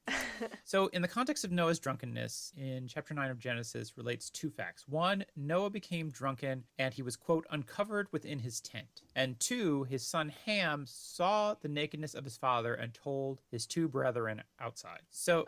Guys, Dad has a dick. Guys, you what? will not believe whose dick I saw. Well, the three of us are here. There's only one other dick in creation right now. I mean, wait, did you see like an animal's penis? Because guess what, Ham? Not breaking news. We've been on a boat for 190 days with nothing but animal dicks. So yeah, and you know, because they can't breed, presumably they're just going. The animals are going crazy. I would have hated as soon as they get off the boat. It's gonna be like an animal orgy. Yeah, I was gonna say while they're on the boat, like just like, hey, when you're feeding the animals, they would have been aroused the whole time. Do not get too close to the male animals. They are horny AF. Right. So Noah, to drink, he had to take off all his clothes. I think he got drunk, and then, I don't know, maybe he's trying to get ready for bed, and then he passed out halfway through, and now he's just drunk, and he's naked or whatever. And then...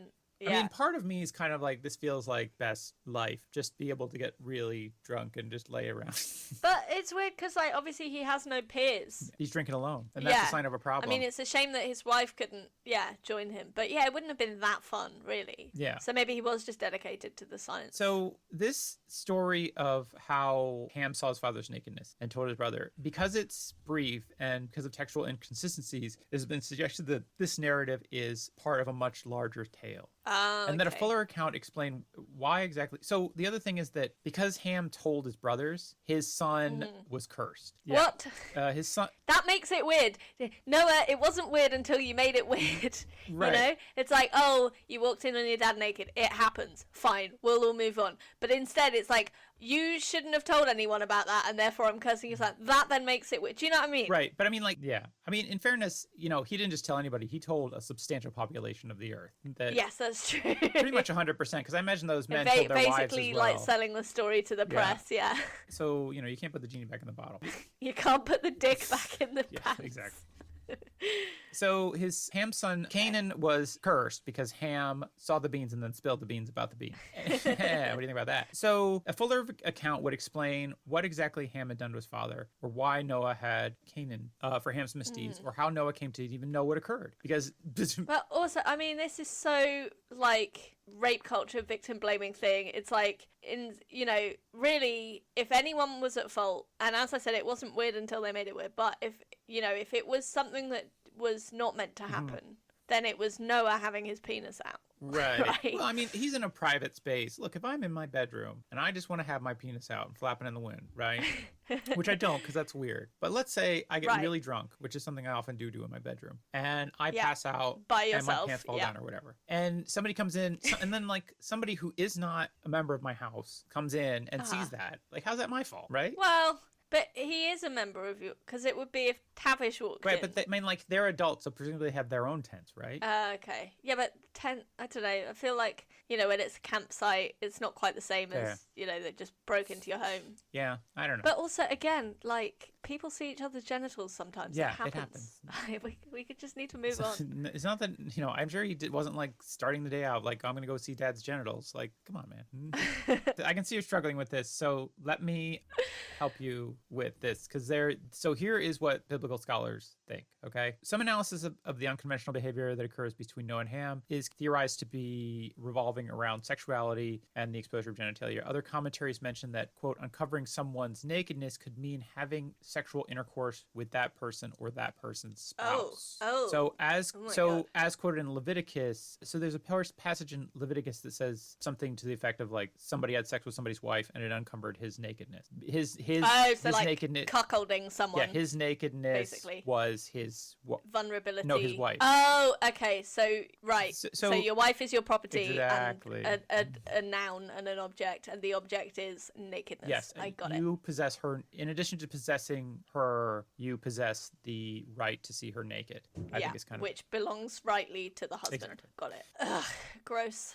So from this interpretation, it can be deduced that Ham was guilty of engaging with incest and raping Noah or his own mother. Okay, I take back what I said about it not being fair to curse Ham. Because well, and then so according to this, the latter interpretation, where he had sex with the mom, would make clear why Canaan was the product of an illicit union and was cursed by Noah. Okay. So this is because obviously if it was him and his dad, then there could have been no cursed child. Right. Oh my god, cursed child! Another Harry Potter ripoff of the Bible. Oh my god, is that what that's about? I don't know. I haven't seen it. So here's a fun bit. I don't really want to give TERFs money. Yeah. Just want to. I feel like every episode we make a bold moral statement that shows how good people we are. Really Last time it was we're against the murder of 2-year-olds. Yes. This week, we weren't just the don't murder. want to give TERFs money. We were against the murder of all children. All living babies, yeah okay. And people. And people, yeah. But specifically from the context of that advert, 2-year-olds. Yeah. So this is called The Curse of Ham. And the stories... yeah. Sorry, it just sounds funny. But sometimes when I fart, I call that The Curse of Ham. Am I right? Because it makes me gassy. Anyways. But you're a vegetarian. Yeah, it's a doesn't joke. make That's sense. a joke. Yeah. Anyways, so The Curse of Ham, the story's original purpose, so this is where the real fun comes in, is the story's original purpose may have been to justify the subjugation of the Canaanite people to the Israelis. But it gets better. But in later centuries, the narrative was interpreted by some Christians, Muslims, and Jews as an explanation for black skin, as well as justification for slavery. Oh my god. Yeah. Wow. Yeah. I've also heard that said about the mark of Cain, because they talk about how when Cain killed Abel, he was expelled and he was given the mark of Cain by God, and some people say that's black skin. Right. Wow. Yeah. Oh, God. Anyways, so but hang on, but sorry. Yes. Again, all of humanity came from 3 brothers. Right. So there were cousins fucking. It's like, why is one incest worse than another? Dude, it's your mom. Come on, that's gross. Yeah, but it's your It's his cousin. mom. That's also gross. Mom is way worse than cousin. Well, it depends how fit your mum is versus your cousin, Fair, surely. fair.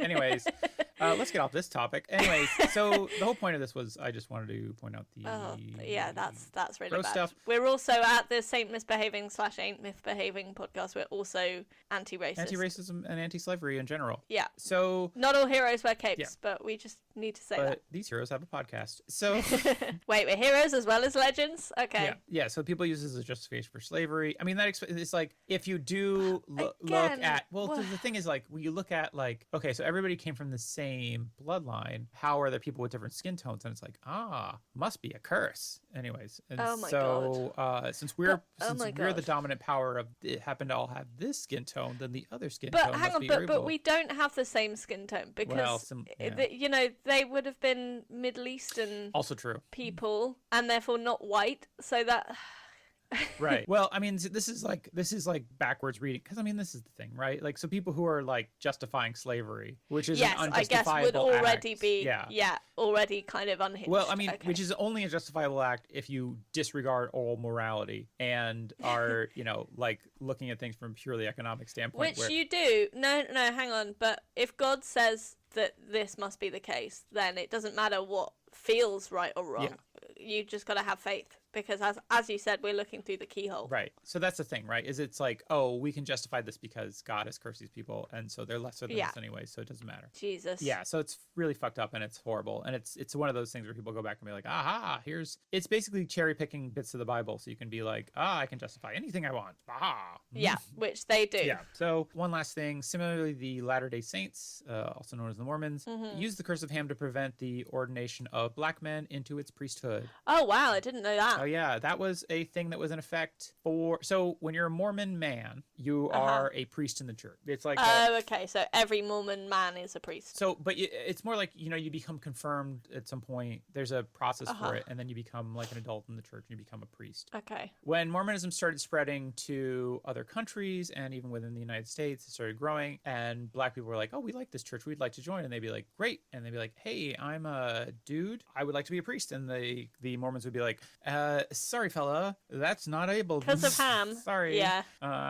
Let's check the old Ham book here. Nice. Thank you. Yeah, according to this, it says you can't be a priest. Why? No reason. I mean, biblical Out reason. of my hands. I'm sorry. Out of my hands. Wish I could do something about it. I said hams. Nice. But yeah, and then I think they took that back sometime in the late 70s. Wow. So it is now the case. Which, to be fair, was like, there was still... It's just wild how recently, people who aren't straight cis white men have been legally recognized. Yeah. Like, sorry. Yeah, but no, so this is, it's one of those things where they were just like, this is a bad look. We should probably... it's one of those things... It took them a while, though. It's one of those things where they're just like, this is getting less and less justifiable. And and it's just a bad look for us in the world. And so one of the elders of the church, whoever was running the church at the time, was like, oh, I had a revelation. Turns out we can now black members can be full members of the church. Why doesn't the Pope just do that about homosexuality?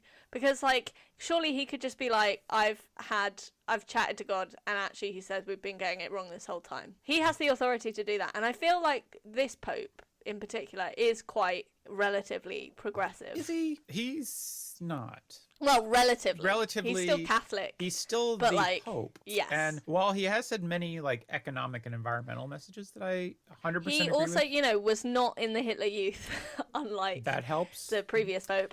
Don't hurt. Yeah. And, he seems like he has worked very hard on behalf of people of various economic backgrounds. And, like, he does care a lot about the poor. He does care a lot about the environment, it seems. He does not seem to care very much about anybody on any kind of LGBT spectrum.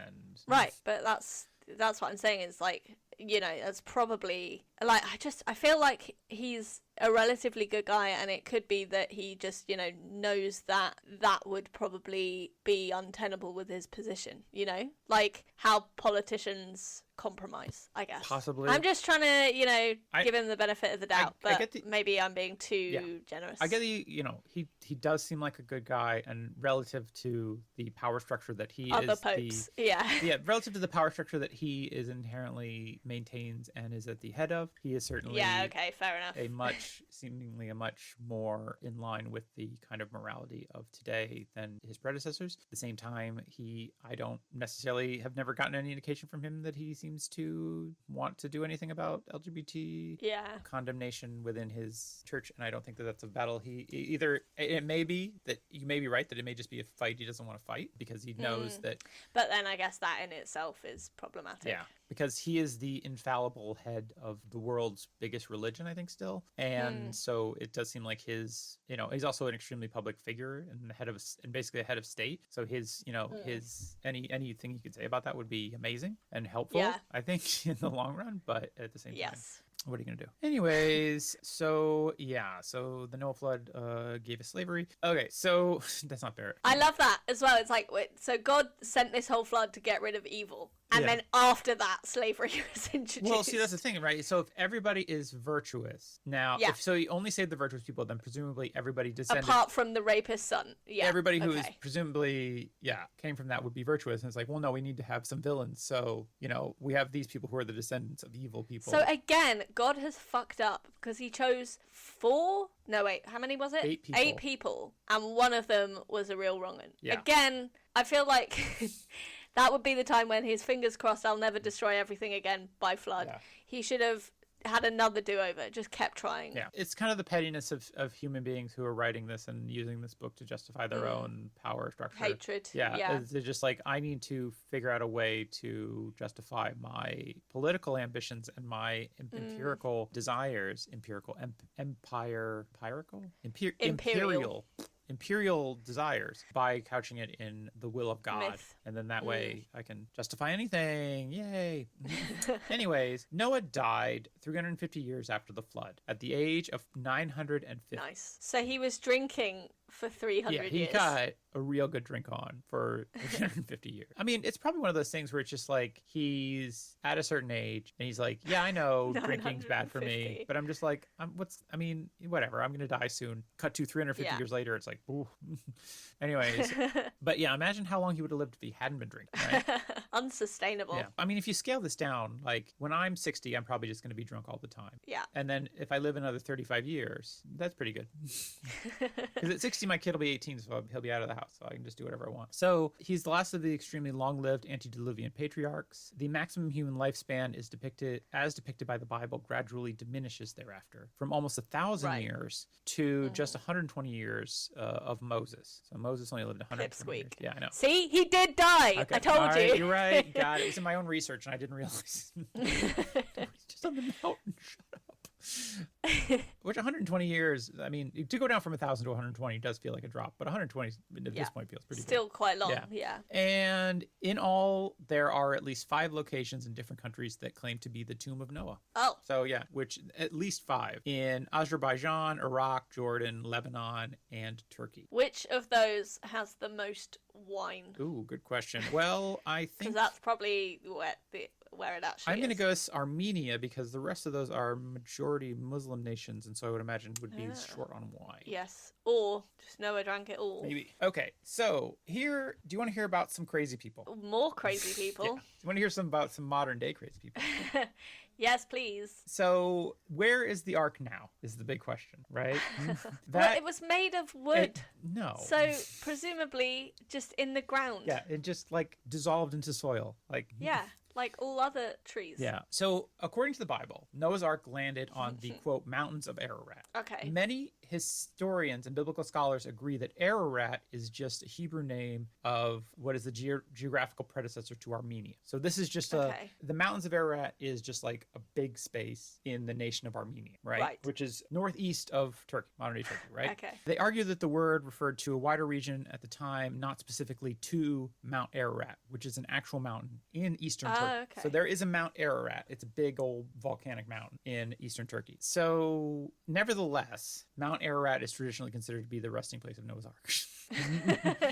So even though yeah, so another contradiction. Yeah, kind of inconsistently with what we've seen in this story so far. Despite all evidence to the contrary, people have decided that this is what happened. Sure. Despite what is written in the book. Wait. So again, you're saying that it doesn't matter what's actually there. People claim to interpret it literally and completely ignore it. Yeah. Wow. So Ararat has traditionally been the main focus of the search for Noah's Ark. Augustine Clement wrote in his 1722 biblical dictionary, it is affirmed, but without proof, that there are still remains of Noah's Ark on the top of the mountain. So I love it when things are affirmed without proof. Yeah. Archaeological expeditions, sometimes supported by evangelical and millennial churches, have been conducted since the 19th century in search of the Ark. According to a 1974 book, around 200 people from more than 20 countries claim to have seen the Ark on Ararat since 1856. A fragment of the Ark is supposedly found on Ararat is on display in a church in Armenia. Despite numerous reports of Ark sightings and rumors, quote, no scientific evidence of the Ark has emerged. Searches for Noah's Ark are considered by scholars an example of pseudo-archaeology. This is the best quote. Because Noah probably, almost certainly didn't exist. Certainly, yeah. I mean, maybe it was a guy who started building a giant boat, but then he probably died before he finished it. Yeah. So this is a good quote. Ked Feder, I don't know who that is, said, as the flood story itself is unsupported by archaeological evidence, it is not surprising there is no archaeological evidence for the existence of an impossibly large boat dating to 5,000 years ago. The first recorded ascent of Ararat was led by a French parrot. Was led by Frederick Parrot in 1829. In his account of the expedition, Parrot wrote that all Armenians are firmly... Sorry, I should say it the right way. All all Armenians are firmly persuaded that Noah's Ark remains.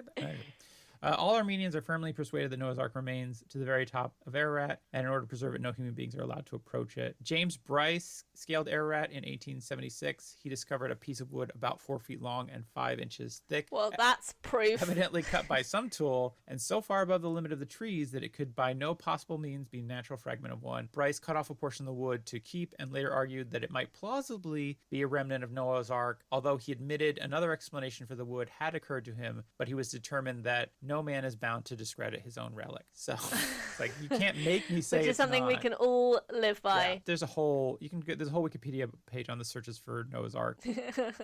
It's basically people in evangelical circles who want to prove that, the Bible's real. They want a fun hiking holiday to the Middle East, and they want people at their church to pay for it. Yeah, pretty much. And also, like, apparently the government of Turkey doesn't like this. And I think also that's missing a trick. They could definitely cash in tourism-wise. I think it's not an easy to climb mountain. Monetize. No, I think that the mountain, it's like a dangerous thing. They're like, please don't. It's not. So they have to spend loads of money rescuing people. Yeah, it's like, and it's just really annoying if you do this, Just get off our mountain. There are people who believe that the governments of Turkey, Russia, and the United States know exactly where the Ark Ark hiding it. Oh, of course. But they're hiding it. There's a thing called the Ararat anomaly, which is an object appearing on photographs in the snowfields near the summit of Mount Ararat, Turkey, which is advanced by some Christians as being the remains of Noah's Ark. There's like just a vaguely boat-shaped blob in old photos and some satellite images that is, Couldn't anything be argued to be vaguely boat-shaped? That's fair. If you believe hard enough. That's true, yeah. All you have to do is believe, and anything could be a boat. Oh, people. They're the worst. Yeah, and so Mount Ararat, by the way, is a volcano. It's an inactive volcano. But wait, so it would have been like... Yeah. Like, there's no way wood would survive there anyway. Yeah, if there's one thing that lava hates, it's fucking wood. It's like, or vice versa. It's just like, and according to this, there's probably been eruptions around 2500 BC, 550 BC, 1450 AD, 1783 AD, and definitely there was one in 1840. So we're due another one quite soon. Yeah, that's the thing. It's like there are eruptions that happen there not fairly recently, but like there have been major eruptions that have so in 1840 up to 10,000 people in the region died. In the earthquake. I'm sorry, in the earthquake, but it caused a magnitude 7.4 earthquake. Wow. Especially like 10,000 people to be living near a volcano in those times when things were less populated anyway. Yeah. That's crazy. But yeah, it's basically like if it existed there, the volcano has certainly destroyed it. Yeah. And so, yeah. But people are so insane. But yeah, there is just a whole, I recommend the searches page. There's just too many nuts, like weird people, supposedly alleged Russian expositions to it. Oh, there's one of the saddest ones is a man named James Irwin, who was the 8th person to walk on the moon. He was an astronaut, and apparently he became a Noah nut. And then when he got back from the moon, he apparently went kind of crazy, and or he got extremely religious and tried to go to Mount Ararat multiple times, including one time when he was almost killed in a landslide. And oh my God! They, Kurdish rebels. I've seen the moon, but what I would like to see is Noah's Ark. Yeah, it's really just, I don't know, and it's kind of sad. You're just like, no, you went crazy for going to the moon. Yeah. So also a fun page on Wikipedia is the Noah's Ark replicas and derivatives. There are 3 full-scale Noah's Ark. Full-sized. Yeah. Full size is upwards of 150 meters, so between 440 and 500 feet in length. Just imagine what could be achieved if these people put their money and energy towards something helpful. Well, that's the thing is so one of these I knew about. I didn't realize there were 3. I knew there was one. Because I knew about one in Kentucky. It's got to be 3. Rule of 3. Yeah. The Trinity. When I lived in Tennessee, there was talk of one in Kentucky that they were building. And it was this huge boondoggle. And also, the government had, somehow the government of Kentucky had subsidized this or, given them tax breaks. And it was kind of a big scandal because people were like, why the fuck are you spending tax money on a ark that then has, exhibits that say, oh, and here's where the dinosaurs were kept? Because, no, man. Amazing. There's one in Hong Kong. Okay. and there is one in the Netherlands, and the one in the Netherlands is carried on a platform made out of 25 barges, and is the only full-scale ark interpretation that floats. that actually floats. Yeah, and it doesn't float amazing. on its own. It floats on top of. It's just sat on some boats. Yeah, and it can actually move. Wow. I guess theoretically it can move. There are several other smaller scale ones, some partial replicas you can go and see. I would not go to any of these because I don't think you really want to support the people who make them. No. They're just putting out bad information in the world. At least Elon Musk and his insane plans, at least he's pretending like, and there will probably be some good consequences of technology advancing, and that kind of helps people a little bit. Yeah. But this is just pure waste and nonsense. Yeah, it's for hope. And if there's one thing that we hate at this comedy podcast, it's nonsense. Yeah, I mean, I often say that I do like when rich people do crazy things with their money, but this is actively harmful because it's like putting out bad. Because it's not even just like, hey, here's an ark and it's kind of fun. You're like, here's an ark and let us tell you why dinosaurs didn't exist or like existed at the same. Here's an ark, and also the reason why there are black people and slaves. Yeah. Oh, Greenpeace built a 10 by 4 by 4 meter replica of the ark on Mount Ararat in 2007 to warn people about impending climate disaster. Nice. Yeah. That's an okay one. Oh, we like that replica. Here it is. One of my favorites was under the defunct heading. Noah's Ark restaurant in St. Charles, Missouri was an ark-shaped restaurant. It was later torn down.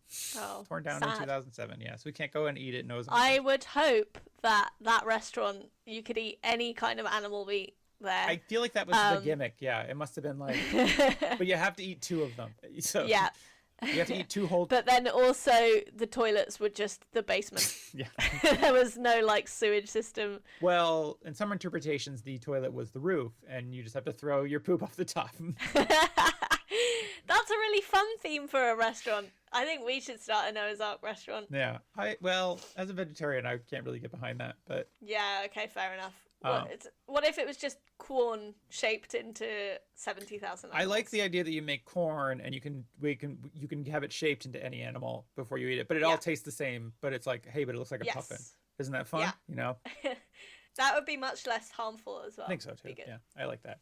But the amount of like different shapes of presses to press things into, or would people be molding these by hand? We really need to think this through. We'll talk about this off mic. Anna,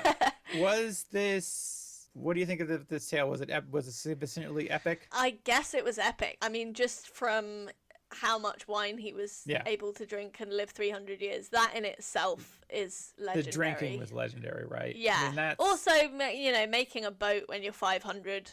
Like, it is legendary. It's just none of it is credible or makes any sense. All the more reason why it's legend. Yeah. Yeah, I do agree that the people don't talk enough about what an absolute lad Noah was and what a partier he was. He could just house wine all day long, and he never got sick. Yeah, and he was a one-guy party as well. Maybe I'm like a modern day Noah because I don't get hangovers. So I can drink as much wine as I want. Maybe I'll have 354 more years. I don't know. Maybe not. Maybe that wouldn't be the best. No, probably not. We just need to traumatize you a bit more first. Yeah. But yeah, and Noah, survivor of trauma. People don't talk about that enough. Like, that's not a thing that needs to get talked about enough. Yeah, maybe they should, I don't know, make him the symbol of like some PTSD charity or something. Yeah. Survivor's Guild. Just be like, yeah. Anyways, but Anna, thanks so much for joining me today and listening to this rambling thank you for story. Telling me about this. Yeah. Now you know all about floods. We never have to discuss floods ever again.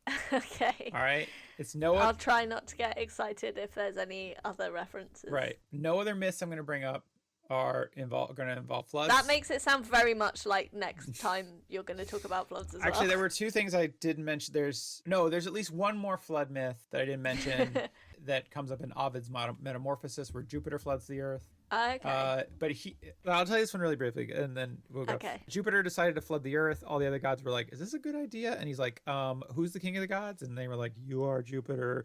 And so he floods the earth. Doesn't save anybody. Like, nobody's out there like being like, "Hey, let's save a few people." That's interesting. It takes a special kind of asshole to make Yahweh have the moral high ground there. But a man and a woman do happen to survive, and because that's more impressive. They didn't get any warning. No warning, no heads up. I don't know. Somehow they made it. I assume by like floating on a mountain of corpses.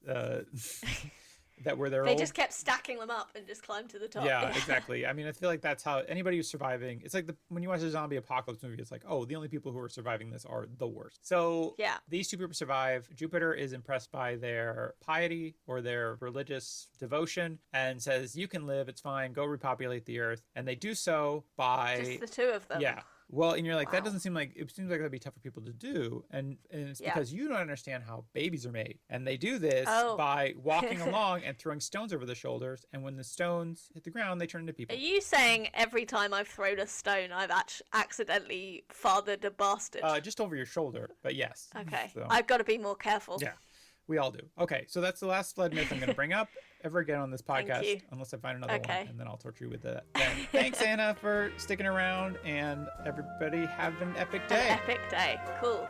See you next time. Bye. Bye.